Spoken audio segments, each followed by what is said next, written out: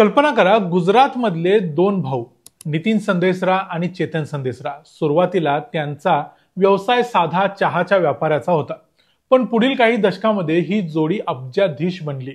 भारतातील आणि परदेशातील मोठमोठ्या उद्योगांची मालकीण झाली आणि नंतर भारताच्या इतिहासातील सर्वात मोठा बँक घोटाळा देखील केला. एवढेच नाही तर भारत त्यांना फरार घोषित करत असताना हे दोघे नायजेरियामध्ये गेले, तिथं जाऊन तेलाचं साम्राज्य उभं केलं आणि करोडो रुपये मिळवत होते. आता 2025 मध्ये भारताच्या सर्वोच्च न्यायालयाच्या निर्णयामुळे ते पुन्हा चर्चेत आलेत. नुसते चर्चेत आले नाहीत तर सही सलामत सुटले देखील. गरीबाला अशी सेटलमेंट भारतात कधीच मिळत नाही, पण श्रीमंतांना मिळते हे पुन्हा एकदा सिद्ध झालं. शेतकऱ्यांच्या कर्जाच्या वेळेला जे आर्थिक शहाणपण शिकवलं जातं ते अशा केसेसमध्ये मात्र सगळं मातीत जातं. कारण एखाद्या राज्याची कर्जमाफी 10-15 हजार कोटींची असते. इथं एका फॅमिलीला, या संदेसरा फॅमिलीला मिळालेली जी सूट आहे ती 8,900 कोटींची आहे. हे प्रकरण काय आहे ते पाहूया आजच्या या व्हिडिओमध्ये. मी आहे रणजित यादव आणि तुम्ही पाहताय द मराठी बाणा. संदेसरा कुटुंब म्हणजे गुजरात मधलं एक मध्यमवर्गीय जैन कुटुंब.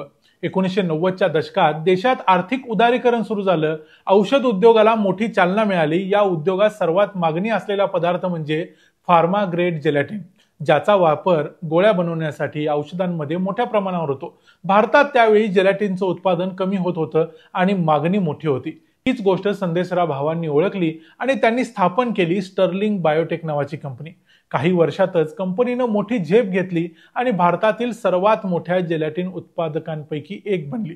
त्यांच्या उत्पादनावर अवलंबून असलेले ग्राहक भारत, अमेरिका, युरोप, आशिया सगळ्या जगभरात वाढू लागले. या यशामुळे त्यांनी इंजिनिअरिंग, इन्फ्रास्ट्रक्चर, रिअल इस्टेट आणि नंतर तेल आणि गॅस क्षेत्रात देखील गुंतवणूक करण्यासाठी पावलं टाकली. 2010 पर्यंत स्टर्लिंग ग्रुपची अंदाजे किंमत होती $7 अब्ज, म्हणजे जवळजवळ तेव्हाचे 40 ते 50 हजार कोटी रुपये. पण इतक्या मोठ्या उद्योगाला चालवण्यासाठी लागणारं भांडवल मात्र त्यांच्याकडे कंटिन्युअसली येत नव्हतं. यासाठी संदेसरा भावांनी 2004 ते 14 या काळात देशातल्या अनेक सरकारी बँकांकडून हजारो कोटी रुपयांचं कर्ज घेतलं. Andhra bank, UCO bank, state bank of India, bank of India आणि ओरिएंटल बँक या सोडून आणखी 5 अशा 10 बँकांच्या कन्सोर्शियमने स्टर्लिंग ग्रुपला मोठ्या प्रमाणावर कर्ज दिली. सुरुवातीला कंपन्या चालू होत्या, पण हळूहळू बँकांना संशय येऊ लागला. नंतरच्या ऑडिटमध्ये असं लक्षात आलं की कंपनीनं शेकडो शेल कंपन्या म्हणजे खोट्या कंपन्या तयार केल्या होत्या. काही केवळ कागदोपत्री, काही कर्मचाऱ्यांच्या नावावर, काही पाहुण्यांच्या नावावर, काही कंपन्यांचं अस्तित्वच नाही. याच मार्फत या कंपनीनं कर्जाऊ घेतलेल्या पैशांना वेगवेगळ्या खात्यांमध्ये फिरवलं होतं. ऑडिटरच्या मते मोठ्या प्रमाणात पैसे भारतातून नायजेरिया आणि इतर देशांमध्ये तेल व्यवसाय उभा करण्यासाठी वळवण्यात आले.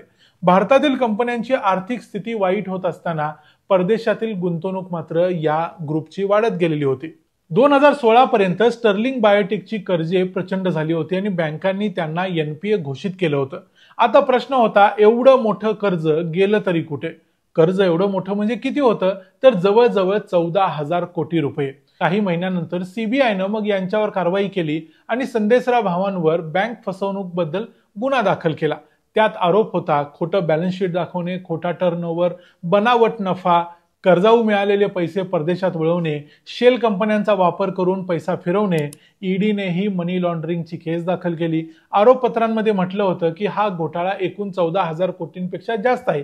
भारताच्या बँकिंग इतिहासातील सर्वात मोठ्या घोटाळ्यांच्या पैकी हा एक घोटाळा. इतर घोटाळे मग कोणते आणि ते कोणत्या गुजराती व्यापाऱ्यांनी केले होते ते तुम्ही आम्हाला कमेंट्समध्ये सांगा. मग एका रात्री संदेसरा भाऊ 2017 मध्ये गायब झाले आणि पुढे कळलं की ते भारताबाहेर परदेशात जाऊन लपलेले आहेत, एका अशा देशामध्ये जिथं त्यांनी एक मोठं एम्पायर अगोदरच तयार केलं होतं. सर्वांना धक्का बसला जेव्हा माहिती मिळाली की संदेसरा भाऊ 2017 मध्ये भारतातून पळून गेले आणि थेट नायजेरियामध्ये पोहोचले. का? कारण नायजेरिया आणि भारत या दोन देशांच्या मध्ये एक्स्ट्राडिशन ट्रीटी म्हणजे कोणत्याही गुन्हेगारांना हस्तांतरण करण्यासाठीचा जो करार असतो तो नाही आहे. या देशामध्ये स्टर्लिंग ग्रुपनं अगोदरच मोठे मोठे तेलाचे ब्लॉक्स घेतले होते, तिथे इन्व्हेस्टमेंट करून ठेवली होती. त्यांनी मोठ्या 2 कंपन्या तिथे चालवल्या होत्या, Sterling oil exploration and production company आणि स्टर्लिंग ग्लोबल ऑइल रिसोर्सेस. नायजेरियाच्या सरकारी आकडेवारीनुसार त्यांच्या कंपन्या रोज 50,000 बॅरल्स पर्यंत तेल उत्पादन करू लागल्या, म्हणजे दिवसाला 50,000 बॅरल्स. फक्त विचार करा. भारतात फरार, पण आफ्रिकेतले ते सर्वात मोठे बिझनेसमॅन ठरले होते. भारतीय एजन्सीज मग सीबीआय, ईडी, इंटरपोल या सर्वांनी त्यांना परत आणण्याचे प्रयत्न केले. रेड कॉर्नर नोटीस काढल्या, लुकआउट नोटीस काढल्या, पण नायजेरियाने त्यांना हस्तांतरण करण्यास नकार दिला. कारण तिथं ते मोठ्या प्रमाणावर इन्व्हेस्ट करत होते, पैसा मिळवत होते आणि तिथं सरकारला टॅक्सच्या स्वरूपात देत होते, रोजगार देखील देत होते. भारतामध्ये मात्र मोठी कारवाई सुरू होती. ईडीने त्यांच्या मुंबई आणि बडोदा मधल्या काही कोट्यावधी रुपयांच्या मालमत्ता जप्त केल्या. कारखाने, जमिनी, घरं, बँक खाती सगळी गोठवली गेली. काही गाड्या आणि एका प्रायव्हेट जेटची देखील सील केल्या गेल्या. अनेक ठिकाणच्या कंपन्या, ऑफिसेस सगळं सील केलं. पण सगळं केलं तरी जेवढ्या पैशांचा हा घोटाळा होता त्यामध्ये शेंगदाणे फुटाणे सुद्धा खरेदी करणार नाहीत एवढेच पैसे फक्त रिकव्हर करता आले. पण मुख्य आरोपी देखील हाताच्या बाहेर होतेच. आर्थिक घोटाळ्यांमध्ये आरोपी परदेशात जाऊन परत न आणता येण्याची घटना ही भारताच्या जी सिस्टीम आहे त्यामधलं एक मोठा कमकुवतपणा मानला जाऊ लागला. देशभरात चर्चा सुरू झाला, आर्थिक गुन्हेगारांना पकडणं इतकं कठीण का होतंय?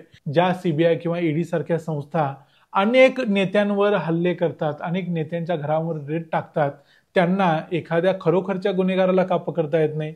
आणि मग आली 2025 मधली म्हणजे मागच्या आठवड्यातली एक सर्वात मोठी बातमी. नोव्हेंबर 2025 मध्ये सर्वोच्च न्यायालयाने एक अत्यंत महत्वाचा आणि वादग्रस्त असा निर्णय दिला. संदेसरा भावांनी ऑफर केली बँकांना की आम्ही एक रकमी 5,100 कोटी रुपये देतो, ही सगळी केस रद्द करा. बँकांनी ही ऑफर स्वीकारली देखील.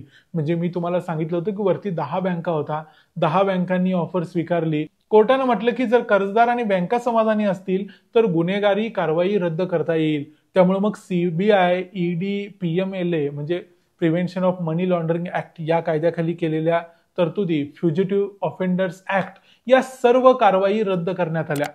अट अशी घातली की 17 डिसेंबर 2025 पर्यंत म्हणजे पुढच्या 1 महिन्यात 5,100 कोटी या दोघांनी मिळून जमा करावे.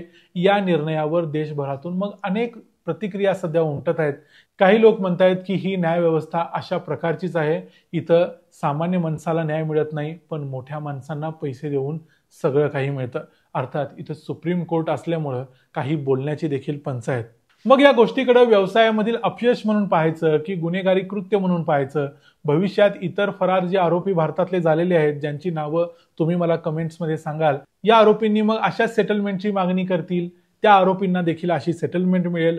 हजारो कोटी रुपये जे या देशातल्या सामान्य लोकांनी मिळवलेले आहेत, टॅक्सच्या स्वरूपात सरकारला दिलेले आहेत, त्याच सरकारी बँका हे कर्ज या गुजराती व्यापाऱ्यांना देणार, ते जाऊन त्या पैशाला बुडवणार आणि पुन्हा एकदा या देशातल्या सामान्य माणसाला मात्र 1,500 रुपयाचा हप्ता मिळतोय म्हणून त्याची इज्जत काढली जाणार, त्याला नावं ठेवली जाणार. एखाद्या शेतकऱ्याला 15,000 20,000 रुपयाचं कर्ज माफ केलं जाणार आणि त्याच्याबद्दल व्यावहारिक शहाणपण शिकवलं जाणार. संदेसरा बंधूंची ही कहाणी म्हणजे आधुनिक भारताचं एक प्रतिबिंब आहे. महत्वाकांक्षा, वेगवान उदय, भ्रष्टाचार, आंतरराष्ट्रीय पळवाटा, अब्जवादी रुपयांचं साम्राज्य आणि शेवटी एक सेटलमेंट ज्यावर आजही देशभर प्रश्नचिन्ह आहे. ते मध्यमवर्गीय व्यापारी होते, नंतर अब्जाधीश झाले, नंतर फरार झाले, आफ्रिकेत जाऊन उद्योग केला, पैसा भरपूर मिळवला आणि शेवटी जे काही गुन्हे होते त्यातून मुक्तही झाले. हा निर्णय योग्य की अयोग्य हे भविष्यात समजेल. पण या संपूर्ण मुद्द्यावर या व्यापाऱ्यांनी केलेल्या या घोटाळ्याबद्दल, इतर जे व्यापारी फरार आहेत त्यांनी केलेल्या घोटाळ्यांच्या बद्दल आणि त्यांना या देशात मिळणाऱ्या वागणुकीबद्दल, न्यायाबद्दल तुमचं काय मत आहे ते आम्हाला कमेंट्समध्ये जरूर सांगा. व्हिडिओ आवडला असेल तर व्हिडिओला लाईक करा, चॅनलला सबस्क्राईब करा. पुन्हा भेटू पुढच्या व्हिडिओमध्ये. तोपर्यंत पाहत रहा द मराठी बाणा. जय हिंद, जय महाराष्ट्र.